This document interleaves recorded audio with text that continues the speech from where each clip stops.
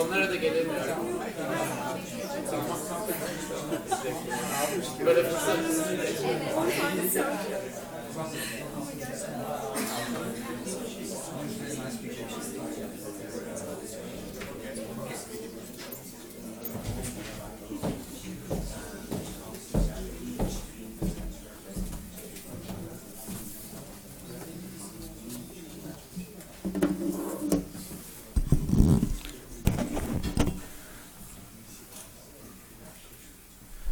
Okay, so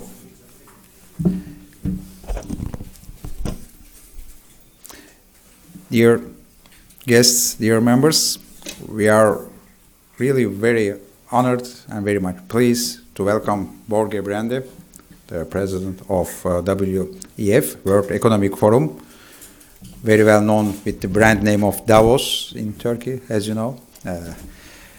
We will be talking about some important issues shaping our global agenda. Probably, while talking about all these issues, we will be also talking about Turkish business agenda. Some of our topics in our agenda as TÜSİAD are very short term. We all know that we have been asking to the Turkish government, to the Turkish public, to the Turkish political system, but also to the Turkish civic society to focus on the immediate reforms that Turkey desperately needs. Most of them, some of them are short-term, some of them are not, and some of them are not reforms, but just policies like a very convincing rhetoric, political discourse for tight monetary policies, tight budgetary policies, integrated approach to the private sector's credits, but also keeping well with the monetary macroeconomic standards and discipline. But beyond that, we have been keeping saying that Turkey also needs, and this is also a short-term need, of launching a convincing, a consistent structural reform agenda. Well, you may say that structural reforms are not short-term, they are all at least mid-term or long-term. That's true. But announcing them and standing behind these reforms, aligning them with the global agenda that Davos meetings and the other WEF reports and events have been discussing, it's an immediate, more than short-term injection of consistency, confidence into the public debate, into the perception of the domestic and international markets of Turkish economy, and to the very well cherished as to the rhetoric of Turkish national unity, but also pluralism and democracy. And our list of structural reforms, therefore, start with rule of law and democracy, but and all kind of liberties. And in addition to that, of course, it is a universal list: education, fiscal reform, capital market reform, tax reform, and certainly digital transformation. Maybe we can also summarize all that under the topic of SDGs, Sustainable Development Goals of the United Nations. In all these areas, you know that TÜSİAD has been working, and in most of these areas, the debates in Davos, the debates and the events and the reports, and not only reports, even the social media sharings of the World Economic Forum have been really feeding us, have been really supporting our analysis, the way we are trying to base what we are doing on tangible facts, concrete analysis, and outlook for the future with well-structured scenarios. All these efforts they are helped, they are assisted, they are promoted by Davos the debate and by WEF's work. So thank you very much, Borge. Thank you very much to WEF for this, and thank you very much for being here today. We will first hear to President Brende, who will share with you the output of the last meetings of Davos, and then it will be a moment of interaction with you, questions, answers, but also your comments, so that we can follow up this debate with a deeper and richer analysis and action for what we are trying to do on behalf of the Turkish business. So thank you very much again for coming, and Mr. Brende, the floor is yours. Thank you.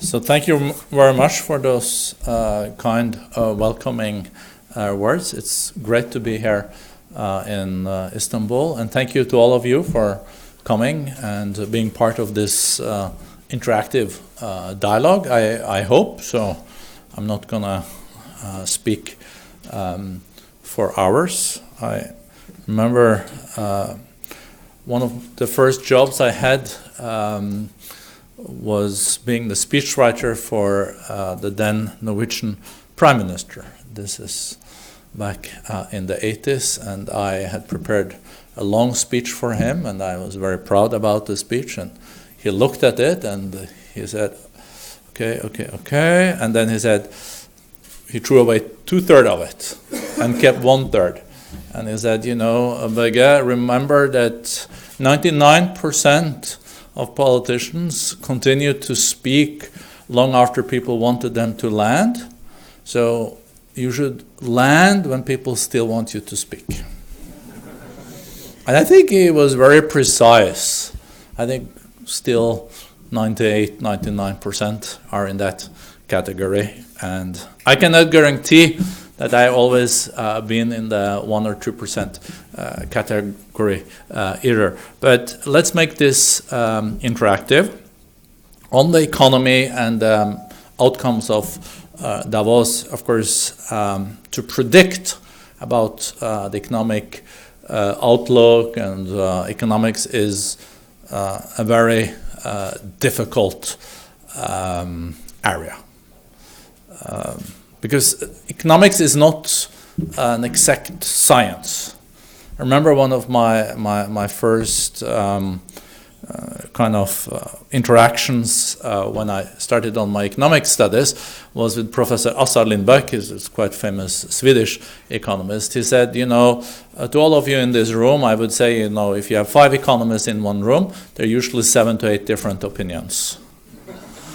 But I still think that there are some basic truths that are good to stick to.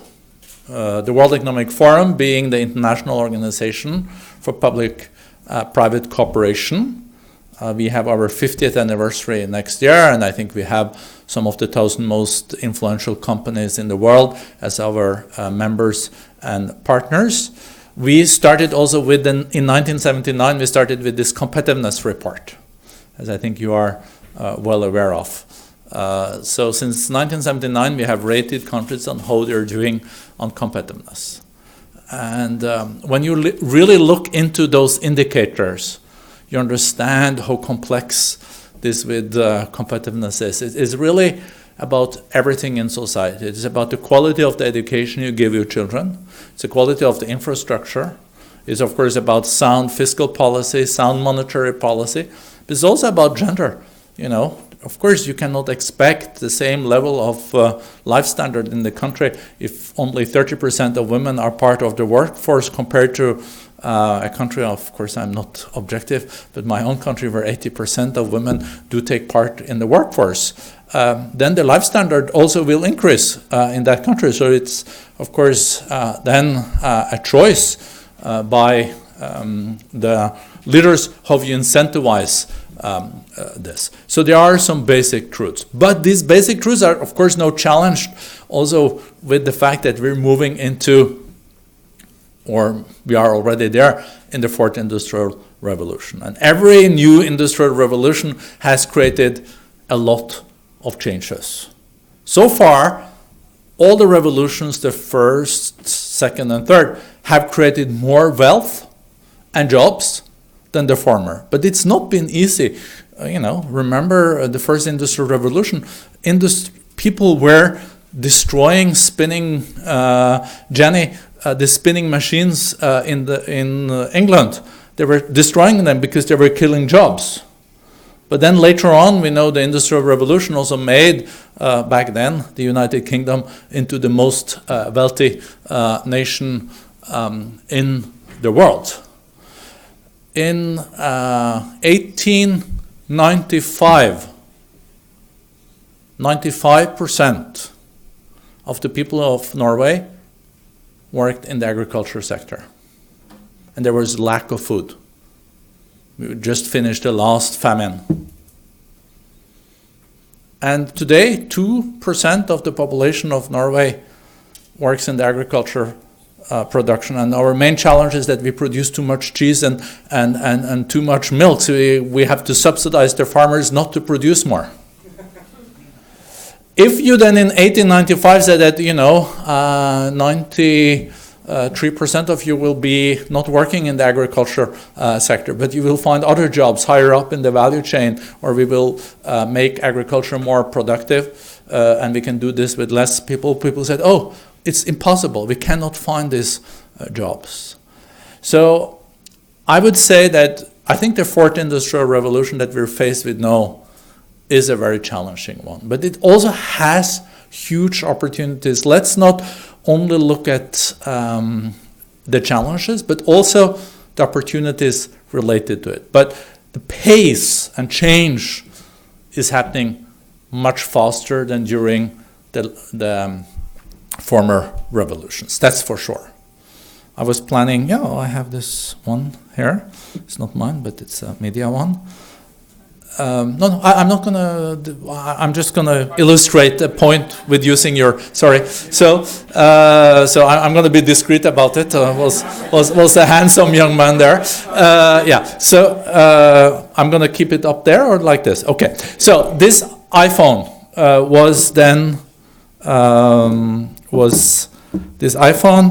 was launched by Steve Jobs in 2007.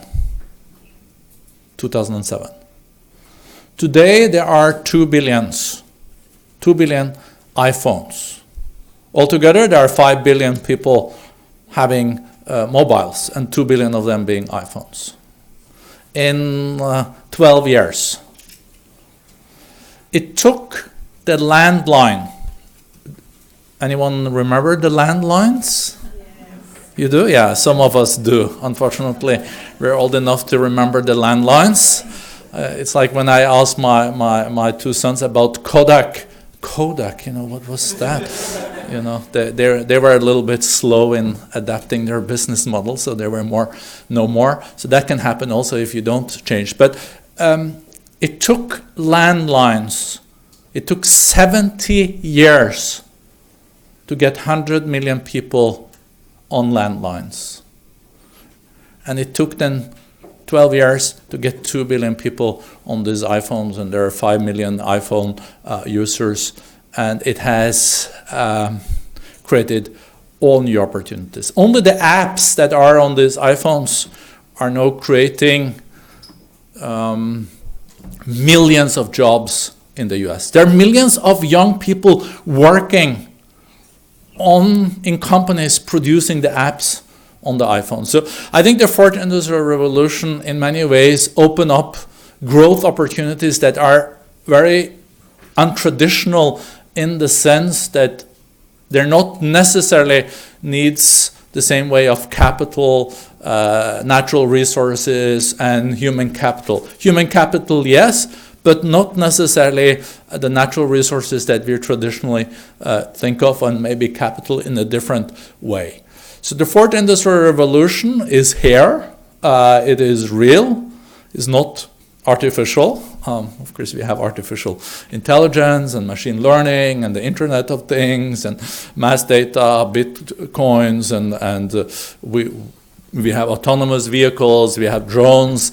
We have all kind of sorts of new technologies that you apply in this world. And I think for Turkey, as a G20 economy, young population, 82 million people, I think Turkey has good opportunities to do well in the fourth industrial revolution, especially with the young population. But of course, education is crucial to invest in. Of course, capital has to be available, and good universities and the entrepreneurial climate is crucial in this respect. I think some emerging economies have huge opportunities. If you were not the winner of the first, second, and third industrial revolution, I think you just have to decide that you will be one of the leading ones in the fourth industrial revolution. And things do change. It's not like a priori given that some countries will do well for all the future. It's like the business sector. If you look at the 10 companies with the highest market cap in the world, Amazon, Google, Alibaba, whatever. Of the 10 ones with the highest market cap, many of them did not even exist 10, 20 years ago. So many of the leading companies today are new, in 2 decades. Are there any reasons to believe that this will not repeat itself in the coming decades? And my conclusion is that many of the leading companies in new areas are not even started. These companies can also be started in this country, that's for sure, if you have the right environment for also startups and the new technologies. Looking forward at the global economy, and I think I'm going to land here before we continue the discussion. It's a little bit of a gloomy picture now on the global economy. It's slowing, it's potential trade wars, geopolitical issues are influencing negatively on the global growth. But we still expect close to 3% overall economic growth this year and next year. That's not bad, but we need to make sure that we are also well prepared for a slowing down of the global economy. And this is one of my main worries, is that what kind of gunpowder ammunition do we have to fight a new recession when the interest rate is almost zero in many leading economies like in Europe and Japan, with huge financial deficits in many countries? How will you have the financial budgetary means to stimulate the economy if we know faced with a new recession? It is an expression that, you know, when it's not raining, you need to repair a roof. It's too late when it starts raining. And I think we need to be better in repairing our roof fast if it's not too late.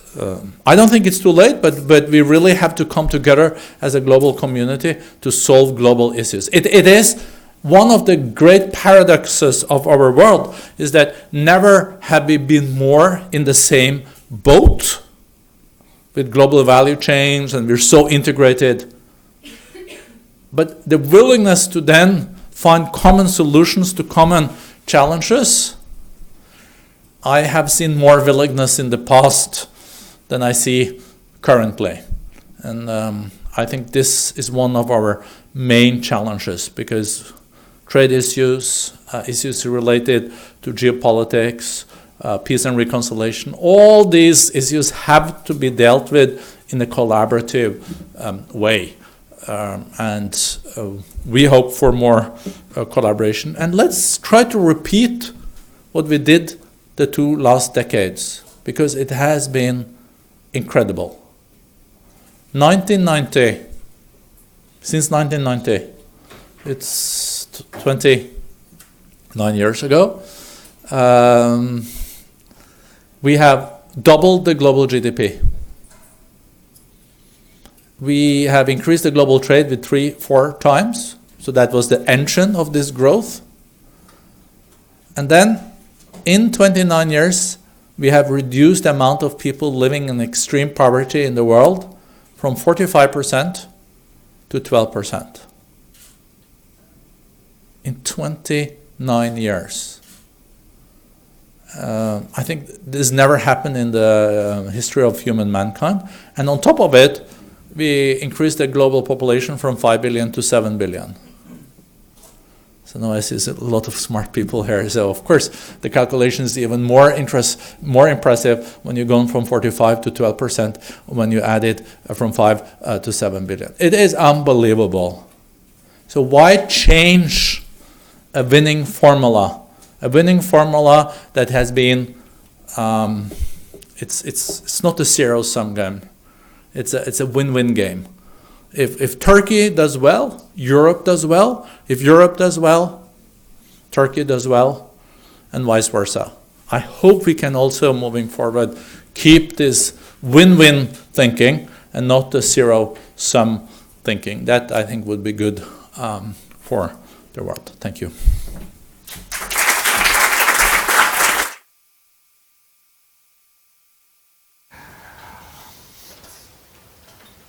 I am not saying that you were provocative, but you were certainly very inspiring, but also really provoking in a good sense, lots of ideas and good questions. Let me start maybe with the first question while you are all formulating in your minds your questions and your comments as well.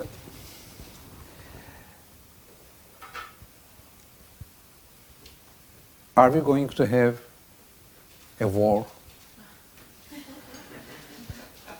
Not necessarily, of course, a conventional one, but an AI war,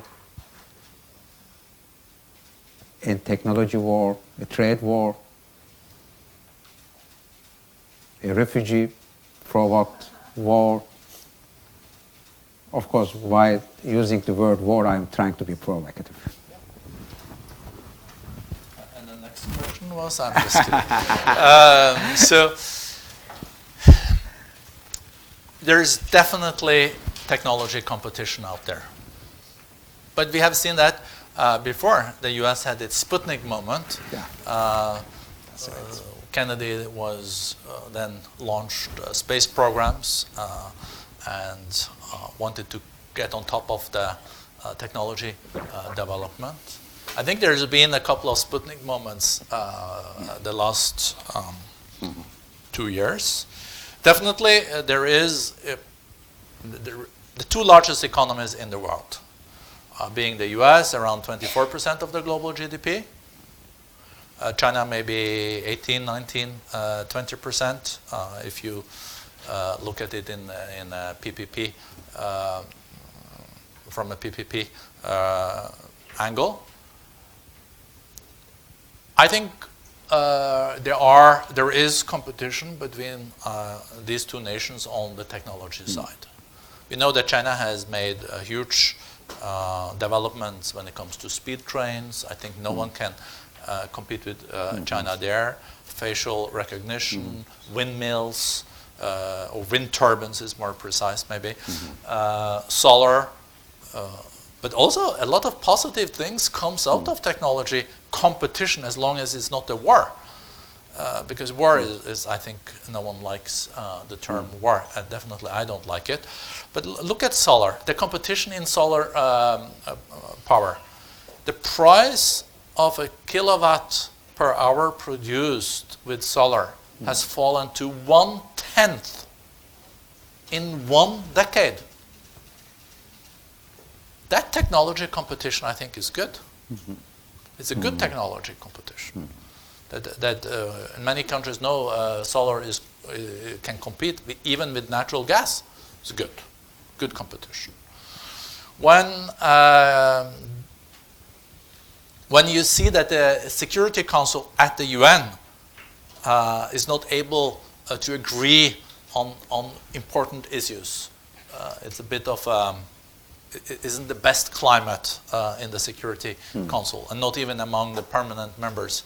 I think that is unfortunate. I think it's unfortunate that you cannot use the entities that are built to deal with these challenges in such a way. I also hope we can avoid escalation of the trade conflict. Do I think it's going to happen, or do I think? I think there is no constructive talks between the U.S. and China on trade. The new delegation, I think, from D.C. will go to Beijing now in the coming days with Secretary Mnuchin and USTR and also Lighthizer. So hopefully they will find a way to address many legitimate pressing issues, because that's what they are. But I think those can be solved, and we know there is clear correlation between finding a solution on the trade piece and global growth. If there is an escalation of tariffs, I think they can have negative impact, or let me not be so diplomatic, it will have negative economic impact negative impact on economic growth. And I think both Xi Jinping and is there a game changer that we can expect, or we have to monitor as, I don't know, any president to be re-elected somewhere or something like that? Is there any critical moment to watch for? In relation to trade? In relation to the prospects of deep and lasting conflict triggered by trade divergence of policies. What can really determine the switch towards that scenario? So, in a perfect world, leaders would think long-term only. Okay. In a not-so-perfect world, they would think medium-term. In a not perfect world, it is a short-term thinking. And there is a focus on elections and re-elections, that's for sure. And that's in many G20 countries that are challenged with this. But sometimes, if striking a deal between China and the US will be good for the economy, I think it will if it's the right deal. I guess that's good for also presidential policies. So sometimes this can also work in favor of something that is positive in the long term. But I think we have to, we have to just bear in. I think we are all conscious about that. In the platform economy, that's the fourth industrial revolution, it's also a platform economy. As we spoke about during the lunch, it's a winner-takes-it-all kind of economy. Yeah. This is a challenge because we don't want very few big conglomerates. We want also competition. Competition is part of what is positive. But in this platform economy, fourth industrial revolution, it is a tendency that the winner takes it all. It's also a tendency, or it is increased competition. And I think most leaders understand that those countries that are on top of these new technologies will also go out of this century as the most prosperous countries. So of course, then you would like your country to do well. Yeah. That's your job. Thank you. Please. So you mentioned that the fourth industrial revolution is a game of platform companies, and we see that there are a number of those emerging from China and from the US. We also see that there are many unicorns and decacorns emerging from these countries. Where do you see Europe's future in this game? It has clearly fallen behind, but where will it be in 5, 10, maybe if that's too long term, in 3 years? No, it's a very good question. Let me first say that Europe is still the largest market in the world, the single market. Turkey knows this. Europe receives more than 50% of the export of this country. You're part of the customs union. You're trying to upgrade the agreement.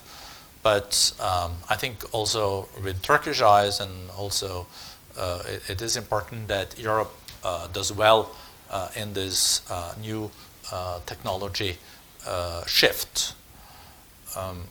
There are some measures or discussions taking place in Europe. Should Europe allow the forming of larger companies that will be more competitive? You saw that Altmaier, the Minister for Economy and Industry of Germany, launched this as one idea.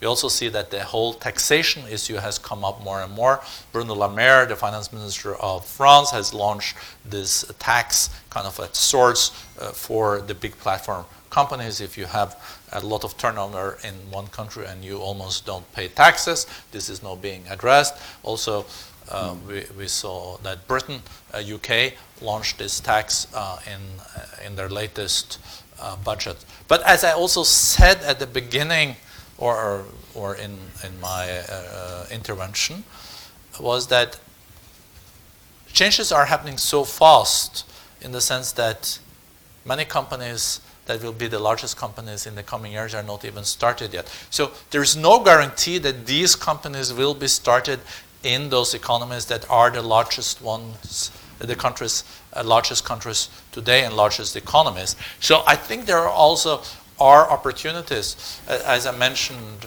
with Kodak, they were very slow in reforming. And if you remember the copy machine and fax machine producers of the 90s was really big companies. They were really successful, not so much anymore. So I think there are opportunities also for these unicorns and also for other nations, and not only the two super economic superpowers. And they also have challenges related to at home that they have to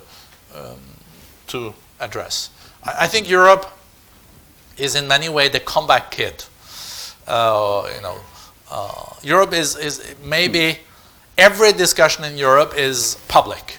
So before they can decide on anything in the Council of Europe and in the European framework in Brussels, then there is a public debate, and then they have to agree and all this. So it creates a lot of, it's perceived as unpredictability, but it's also democracy.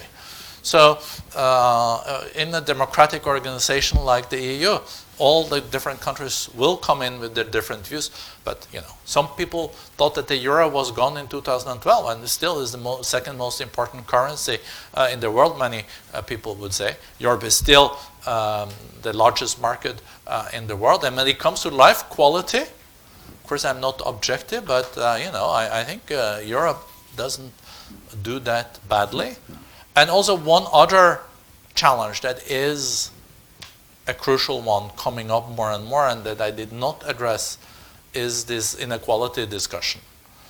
I think the legitimacy of the market economy we cannot take for given if we don't see wealth also trickling down. And I think Europe has shown been more creative in also seeing wealth trickle down and taken some more measures nationally. Because in a globalized world, you can also still come up with national politics when it comes to a sensible redistribution of wealth. But this is very tricky. If you go too far in the international capital market, you will see the capital flow out of your country and you will not make it. But at the same time, if you don't have a trickling down of wealth, you will also see the legitimacy of the system being questioned. So here I'm also, I'm not objective, but if you look at the Nordic economists, there are 30 million people. It's the 8th largest economy in the world if you put them together. And here you see quite egalitarian societies with free healthcare, free public schools, very open economies, and very competitive economies. I think we need, in the fourth industrial revolution, we also have to bring in that social component. That's right. Please. So we have, yes, 3 questions in a row. Please. Thank you. Thank you for your remarks. Actually, I have a follow-up question regarding how technology changes, especially the relations between business and politics. And even, I'm a business and geopolitics. So a great example that shows this is the Huawei case and also 5G infrastructure. Even today on the Financial Times, there was an article about that indicates the differences between the United States and the UK and also Germany about how to approach this.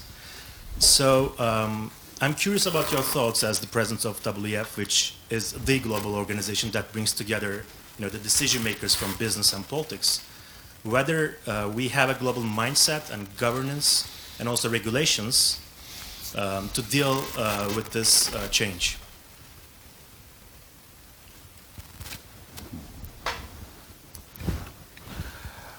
Do you want to? No, let's take 3. Yes, please. Thank you for your presentation. Okay. I have one question. I worry about definitions, and when you started, you mentioned that WEF is a cooperation between the public and the private sectors. When you use the word public, do you mean government, civilian, non-government, or all of the 3? Thank you. Okay, let's maybe stop here because these questions can be somehow correlated. So Yeah. So there is a short answer to the latter.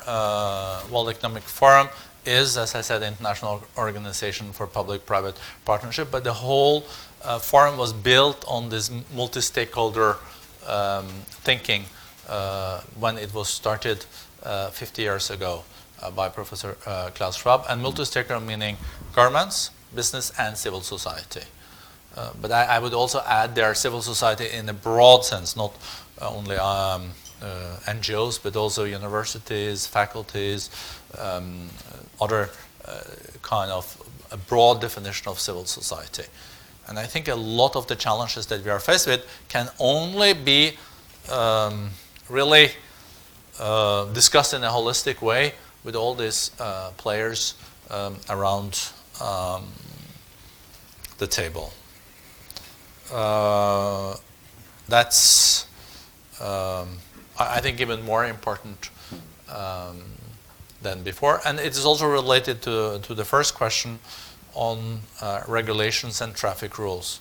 I think what you're alluding to, or at least raising a question on, is this lack of regulations and traffic rules when it comes to the new technologies. I think the new technologies can work in the interest of human mankind, but they can also, they raise a lot of also ethical issues. Using, for example, artificial intelligence in toys for children, are there any limits in that? On the autonomous vehicles, well, it's not like just to have a car driving for itself. It has to be then programmed with it's not a human. So what kind of calculations does that car do? Will the car try to save the passengers in the car, or how does it deal with pedestrians and etc.? I think ideally, in an ideal world, we should have guidelines on this, and that's what we're trying to do also in the center that we have established in San Francisco under leadership of a Turkish colleague, Murat. We have in San Francisco and also in sister centers and affiliated centers then trying to establish rules around drones, blockchain, artificial intelligence, big data, Internet of Things, because today it's a little bit too much of a Wild West, and we should be very conscious about also the challenges. Thank you. Please, Guy. I have two questions actually, but very short ones. First of all, I want to ask WEF's take on globalization, because that's one of our latest arguments in the world, because even in Davos, China was supporting the globalization, but US was against that. So this is the new fact. Yes. Firstly, what is your take on globalization? Do you think we need a new definition on globalization? And apart from that, or maybe related with that, let's say, we are seeing that governments, countries, markets are focusing on their local agendas. Do you think this will also give new opportunities for the countries? For example, instead of using the global items like the smartphones there produced by an American company, the markets or the countries are trying to produce their own products or invest on new technologies and etc. And of course, I want to have your take on the new argument on the globalization with the fourth generation of the Industrial Revolution. And as you mentioned, Industry 4.0 is an opportunity for many countries. What are the risks that World EF is thinking that we have today for the world's economy? Thank you. Thank you very much. One more question maybe from there. Yes, please. Just a second. Sorry. Hi, my question will be on a word that you repeated 3 times: education, education, education. I maybe am one of the few NGO members here who is trying to promote social emotional learning, and we're working with TÜSİAD now, and I have some colleagues from the Education Commission here, to promote the soft skills and social emotional learning in Turkey, which is in Norway. I know that it's a great expanded program now everywhere. So we would like to hear it from your words. How does this stand in 21st century in the fourth industrial revolution world? The learning. Education. Education in general. Yes, Yeah. in general. Thank you. Thank you. Just a second. Yes, please. I think that there is a clear correlation between the quality of your educational system and the way you will perform in the future and how prosperous your country will be. That's like economic way of looking at it, but it also has a human dimension. Quality education for children adds so much to quality of life. So I think that investment in education, I would do like almost like a greenfield thinking when it comes to budgets in the country. I would say we look at, we start from scratch, and then we define how much money do we need for education, primary education, secondary education, universities, and R&D. So then we put that money there. And then we go to all the other things. How many roads do we need? How much do we need to use on defense? How much do we need to use on healthcare? And all the other things. I think that would be a very good start. Then it's not only about money, you also have to do it smart. If you look at the PISA index of OECD on the quality of education, the #1 country is Finland. Finland has had this position now for, I think, 6 consecutive years. And if you look at the money they use on primary education per child, it is just in the middle. So they're on the top when it comes to what they get out of it, but just in the middle when it comes to the money spent. And that's because they're also using the money in a smart way. They pay teachers well, so they have quality teachers. I think that's crucial. You have to, you know, if you're going to teach people, you have to also understand what you're learning. So you have to have been able to learn yourself to start to teach. Then it is also about a curriculum that is quite easy to overview. In Finland, for every year, you get from first grade, you get 1 page. You see, that's what you have to learn. 1 paragraph of what you have to learn in maths, science, Finnish, geography, and all this. So the teacher knows the contract with the parents, and the parents also can look at this. In Norway, my home country, there are 400 pages. So neither the teacher or the parents have any chance of having the full understanding of it. And then you can also say, oh, of course we could not cover 400 pages. We cannot learn that. We cannot teach all this. So then you can pick and choose. So there are also those elements. But education, I think, is crucial. Then the question. Localization. Globalization. Yeah, globalization. So globalization,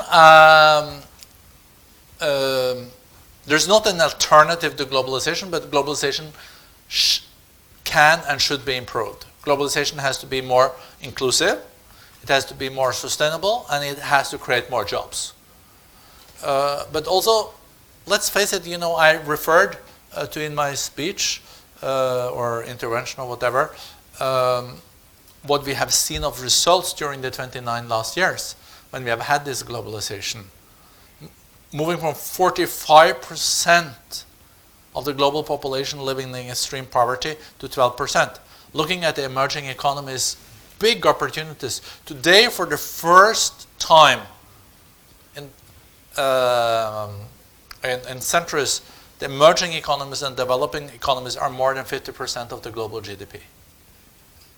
So globalization, of course, also have given a lot of emerging economies huge opportunities and access to markets. But when you get, when China, Vietnam, Turkey, India get access to their products in industrialized countries, they of course did challenge some of the existing industries in these countries because they were more competitive. They had lower wages and salaries and all this, and they were winners. And then people lost their jobs.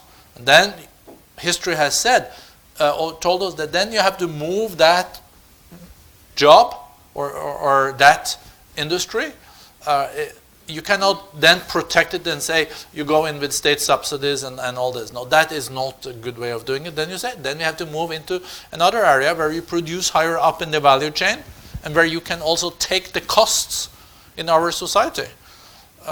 But I don't think we have been good enough in making sure that those that are losing their jobs, blue-collar workers that lost their job, were then unemployed and saw no future. I think what you have to have is a system where you reskill and more proactively then create a security for that person until you move that person, or the person then can be applicable for other jobs that are being created. I don't think we have had an informed discussion about this. But there are also new opportunities in these countries. Look at in the US today, though. The unemployment rate has never been, you have to go back to the 60s to have 3.8% of unemployment. But it is also what I mentioned earlier. Of course, if middle class families have not seen increase in their net income for decades, it is a challenge. So that is also related to globalization. But I think that we're also talking about trade wars. But trade is not a weapon. Trade has been the prerequisite for the growth that we have seen.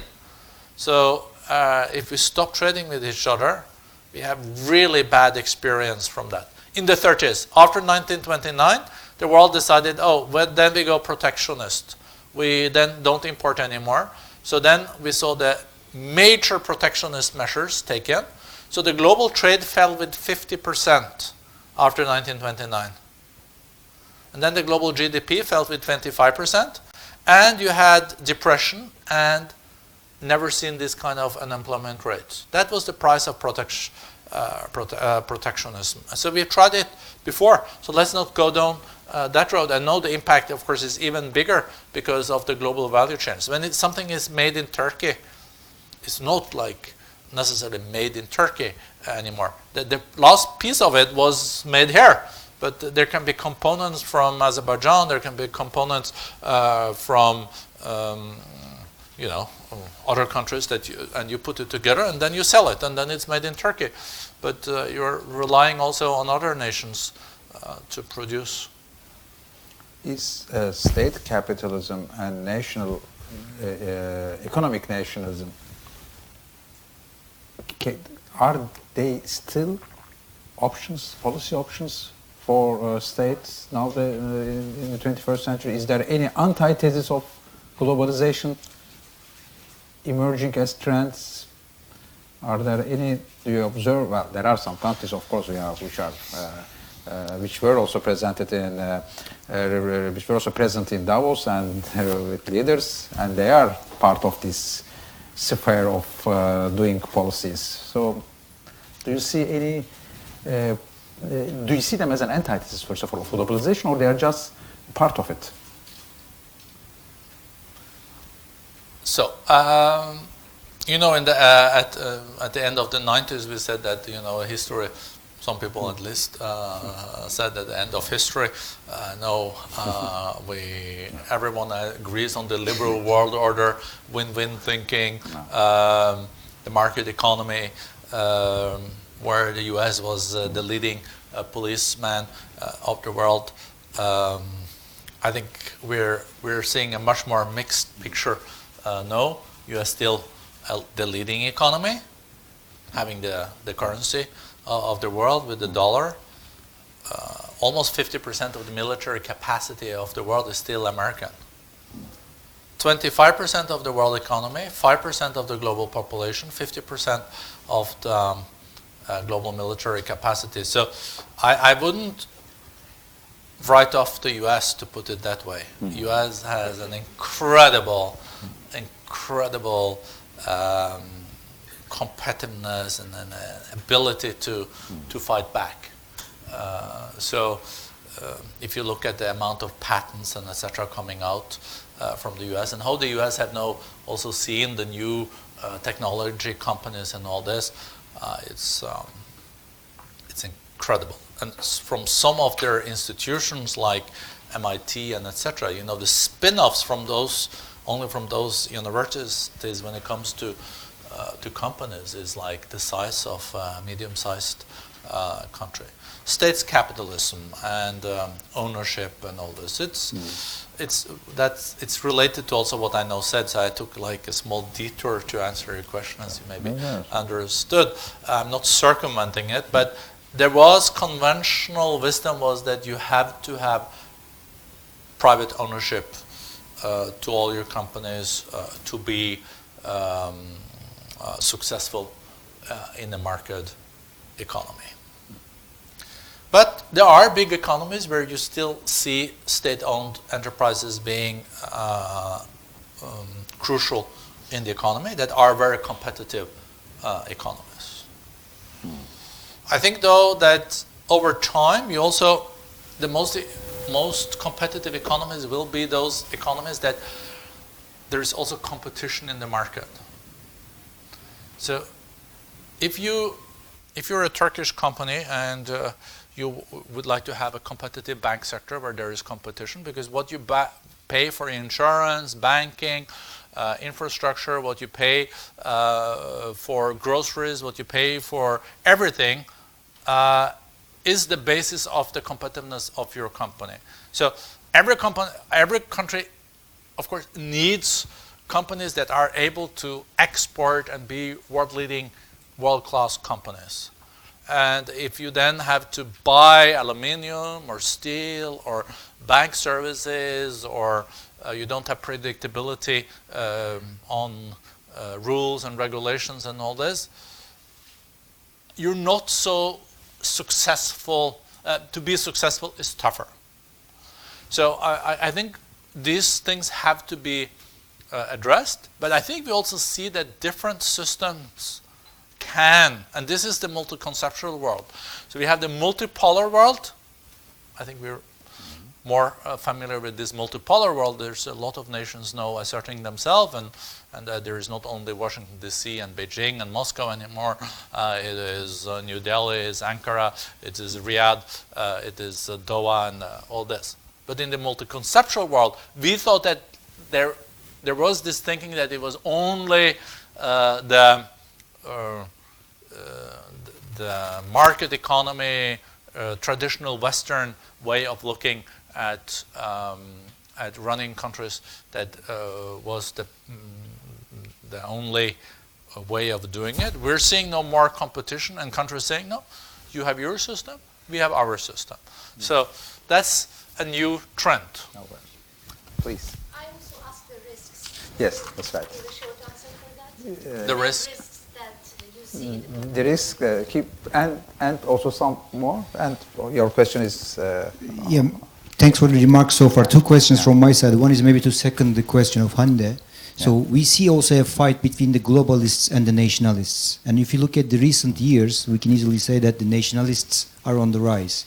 So which factors do you think can reverse this trend? From my side, I think digitalization is one. But would you agree with that? And which other factors are there out there to reverse that trend? The second thing is, when you look at capitalism, you know, we talk about Industry 3.0, 4.0, all these technological shifts, manufacturing, productivity, optimization, that's good. But if you look at capitalism from a wider angle, we see two versions. One is the wild kind of capitalism, and the other one is this social capitalism, which cares for the human dimension, especially in your region, in the Nordic countries. And we see it's successful. Despite all the heavy taxes, all the subsidies, all the safety net of the social state, it's successful, it's creating wealth. So is it in the WEF agenda to expand, to maybe reinforce that understanding of capitalism? That's the second one. Thank you. So risks and of course and social capitalism versus neoliberalism, maybe, yes, right? Are there any questions in link with this theme? Not yours, not. So maybe please carry on with these two, and then we'll continue with you both, please. Go ahead. So I think we just have to it's clear that the national state is there to stay. It's also about identity. I think a lot of people have their identity related to the national state, their region, their municipality. And there is nothing wrong about countries celebrating their soccer team doing well, or doing well in skiing, or even the economy going well, and all this. So so there is different kinds of nationalism. I think to be proud of your country, to serve your country, I think it's it's something not negative. But if nationalism is that that nationalism also kind of implies that you will try to put your system over other countries, or not sticking to international law and all this, then I think it's something else. But also respecting pluralism and also accepting people are different. I think this is important components of this too. On the wild capitalism, neo-capitalism, or neoliberalism, or social market economy compared to market economy and all this, I think every country has to find its own way. But what I'm arguing is that there is bigger scope for politicians nationally to address these issues, also about inequality and the risk related to globalization. The risk being that jobs can disappear, competition can be tough, and all this. If leaders say, "Oh no, this is a result of the globalization," and they say that like 6 days a week, and then the 7th day of the week they say, "Oh, globalization has also brought those positive things," of course, then people start to blame globalization for everything that they don't like. But the reality is that globalization cannot be changed. It is there. Of course, you can then start with the toll tariffs and kind of isolate yourself from the rest of the world. But I think we pretty much know what will happen to prosperity, to wealth and welfare in your country if you do that. But I think we need to have a more informed discussion on what measures you can take to also have a more inclusive economy without killing growth. Because if you go too far, you talked about taxes and in the Nordics. Taxes in the Nordics are not as high as people think. Of course, if you compare to Cayman Island, they're high. But then an average person in my country, in Norway, on an average income in Norway, would maybe pay 34% income tax. Of course, if you have a really high salary, you can end up paying 48% of your last lira, but it's capped at 48. And on subsidies, I'm not so fond of subsidies, because subsidies it doesn't sound so good. It depends what kind of subsidies it is. But a welfare system can also be very effective, even if it's covering everyone and inclusive. If you look at what, for example, the Nordics use on healthcare, the Nordic countries on average use 10% of GDP on healthcare. 10% of GDP. The US is 18%, 19% of the GDP is used on healthcare.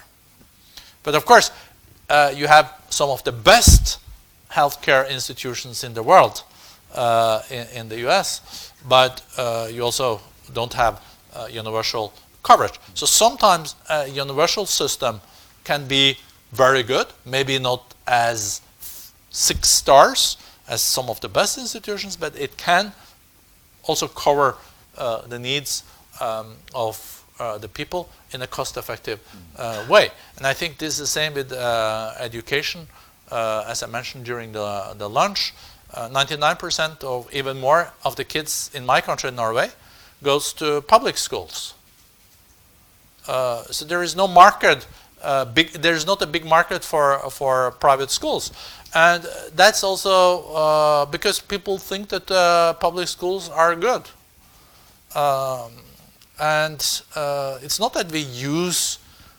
Norway uses quite a lot of money on education, but that's why I think the Finland example is better, because Norway does like in the middle of the PISA piece, but uses most money per child. So that's not the ratio you should wish. I think it's not optimal. I think Finland is doing better on that one, having the best results and using money just in the medium range. That is good governance. That is really that's kudos to that system. Thank you. 2 questions, please, and then.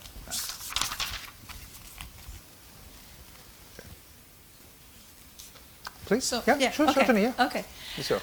So my name is Burcu Geriş. I am the CFO of TAV Airports, and I'm really enjoying these discussions. So thank you very much. I have 2 questions. One, very selfishly about Turkey's place in globalization, and second for the global greater good.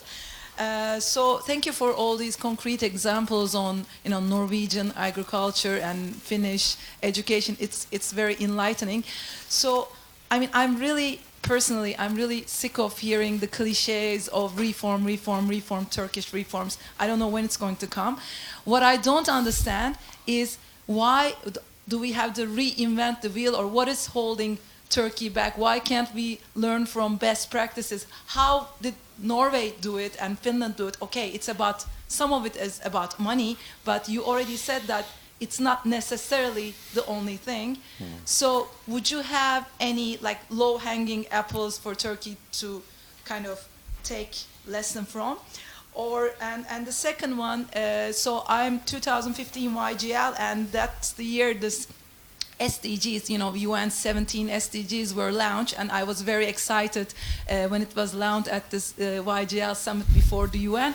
But I'm very curious about realistically, where are we on the SDGs? What has WEF done for it in the last 4 years? What can we do as countries, organizations, and individuals for those SDGs? And also, what's your favorite SDG that you kind of close to your heart? So, thank you. Thank you. Please, advance. Yes, you mentioned about something that reminds me. You mentioned about industrialized countries, which we hear for the last 30, 40 years after the Industrial Revolution. We were in the United States 2 weeks ago, and some of the Americans were criticizing Europe of not understanding the power of digitalization in terms of digitalization.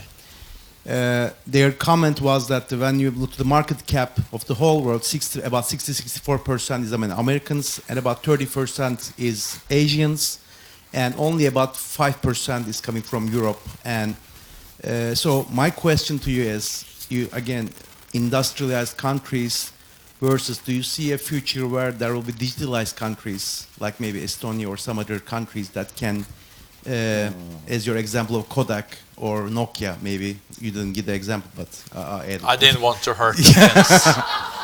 So do you see in the next 5 to 7 years or 8-10 years there will be a big change in the country-wise position from industrialized to some other winners as digitalized? So I was going to ask that. Thank you very much. There were some more questions to end with. There one from the back benches, yeah. And here. Are there any other questions? Just to make, okay, please. My question will be a follow-up to the Turkish viewpoint, and I just want to ask, because we talk about the reforms, economic reforms, and we have gone through a lot of turmoil last 3-4 years. And when you look from outside, what kind of advice are you going to give for reaching our objectives, economic objectives or other globalization objectives, that three recommendations or three do's and three don'ts for Turkey surviving this trade wars and not being sort of pushed around by some politicians, so that we can be we can be better competitors in this near future, for example, in the 5 to 10 years. Thank you. Thank you. And the micro to here, please.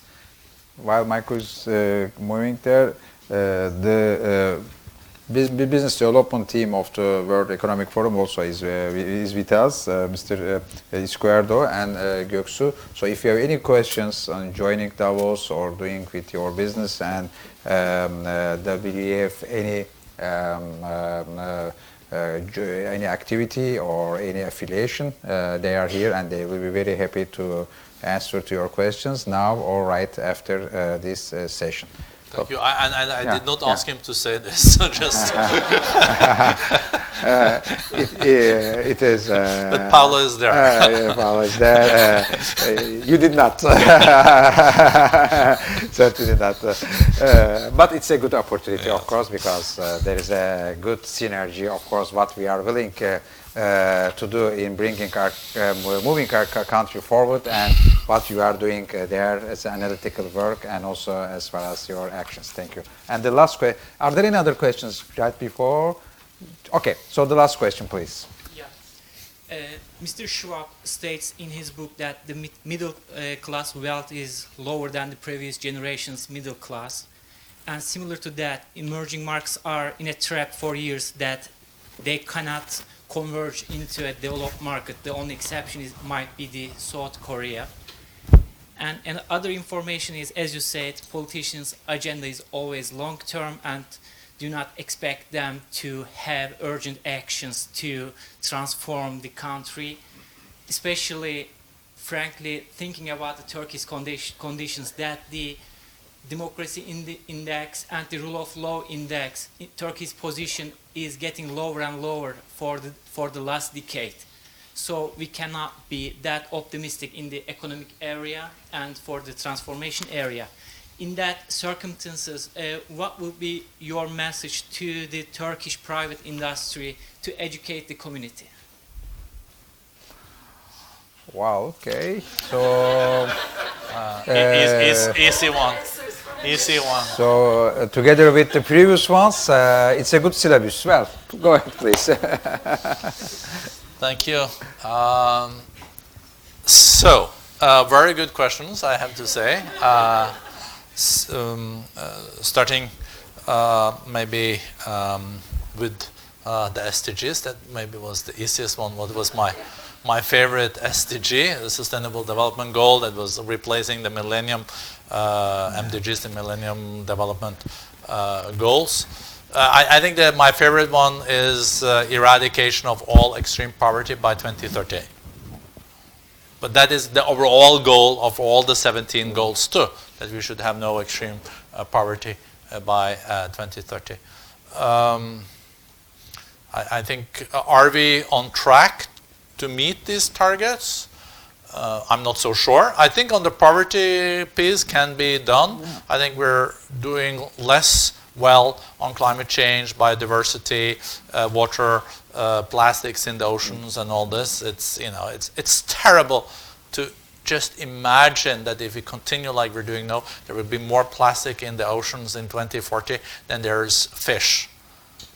It is just cannot continue like this, and I think that's why we also taken the World Economic Forum is doing our small piece in this. We have hundreds of companies that have signed up to this ocean initiative. We're trying then to really address these plastics in oceans in a very thorough way. So what the World Economic Forum does is having some of the 1,000 most important companies of the world as our members and partners. We try to inspire business leaders to be agents of change in a lot of those important challenges that we have touched on. You know, the private sector is 80% of the global GDP. So we can't just dream about being successful on the SDGs if we don't bring the private sector on board. And with the private sector, you cannot just say, oh, do like this. You know, you have to inspire them, and then there can be a positive competition to contribute. But also in the fourth industrial revolution, it is, some people have said that we're going from capitalism to talentism. Meaning that more and more the human capital of your company is crucial. If you have the best talents and you recruit the best talents and you have them motivated and work for your company, they can also do wonders. And who wants to work for a company if you're not proud about the company? If your company then ends up in the papers every day, not complying to environmental laws, or not dumping salaries, or are not responsible citizens, I think it's harder to if you're best in university, you can also pick which companies you want, and then you would like to work with and work for companies that are seen as progressive companies. At least that's my feeling.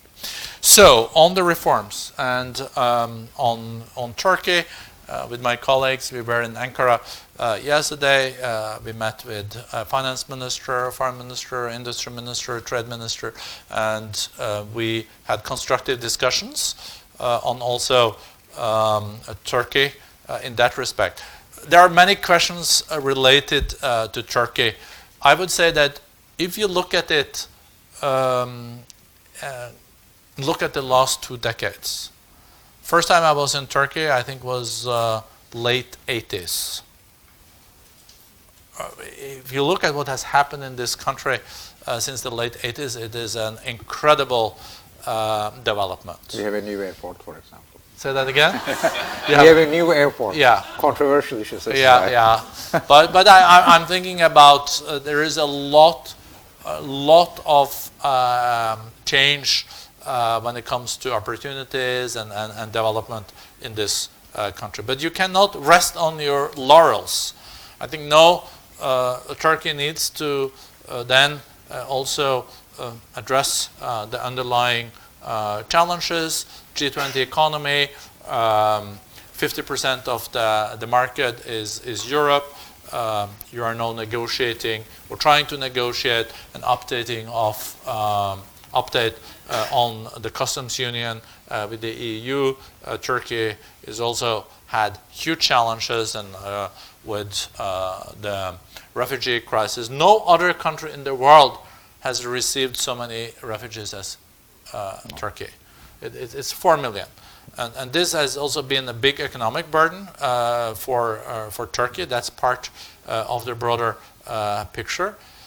I hope that you will not follow in the US trend in the sense that you have more polarized politics. I think it will be good also for Turkey to collaborate and keep on collaborating with each other and finding common solutions.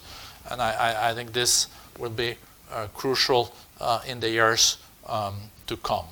And my understanding from my talks in Ankara yesterday, I think there is for the first time like 4.5 years to the next elections. And I think this is a good opportunity for Turkey also then to address the underlying challenges and work together to find common ground. It was a diplomatic answer, but I think that's also my role. It is my role. To the question of industrialized to digitalized, I think you're totally right that also governments have to set the right standard there.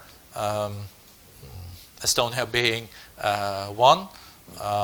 But it's a little bit strange though, if you look at the US that has all these technology companies and they are the most advanced, you still pay by checks I asked you about the landline, but any of you remember checks? Do you know what it is? It's like you wrote like $150 there, and then you give them the check from the, it's like, so it's also, it's a mixed country in many ways. In some areas they're the most advanced, and in some other areas, if you look at the trains, for example, or public transport, or the banking sector, and in China today, you cannot use your credit card anymore. I was recently in Tianjin, and I was going into a Starbucks, and I didn't have any. I didn't, of course, bringing yuan or RMB is really old-fashioned. I understand money. Then I had my credit card. No. You only can use your mobile. So they have their own system. Even the street vendors are using their mobile. So it's China is. So it's a mixed picture. So when it comes to advice to Turkey, I think I then answered those questions. Maybe not exactly as granular and detailed as you wanted. Maybe it wasn't the answers you even wanted, but they are my answers. Just on these opportunities out there, also for Turkey moving forward and other nations. And it was mentioned the middle class and all this. In 1960, and that is my last point. In 1960, Kenya and South Korea had the same GDP per capita. 1960. No, same. Today, the GDP per capita in South Korea is 29 times the one of Kenya. 29. They started to reform their schools. So they introduced a world-class school system. Then they moved on with other reforms and all this. They still have reforms, I think, necessary in Seoul. That's for sure. But see that it is possible. And you see countries going up the ladder and down the ladder. Argentina, maybe the richest country in the world after the Second World War. And they took the Peronistas 10 years, and then it was a lower middle income country, because they did everything wrong. So I think it's a reminder to all of us. It's the same for big companies. It is, Nokia was 75% of the stock market, the whole stock market in Helsinki. And then they missed out a bit on their, they lost out on the apps and the iPhones, and now they're not that consequential anymore. We're living in a really, the world has not changed as fast ever in the history of our planet, but at the same time it has never changed this slow in the history of our planet. So that's what we have. That's what we're facing in the future. Well, thank you Thank very you. much. Thank you, really.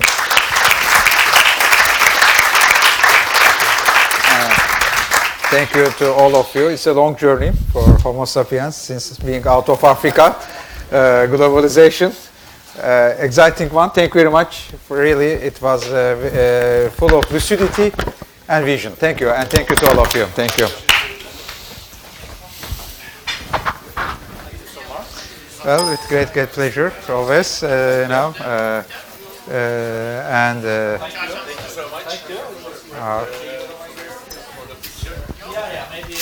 Yes, let's come with şöyle bir fotoğrafa. One last picture maybe.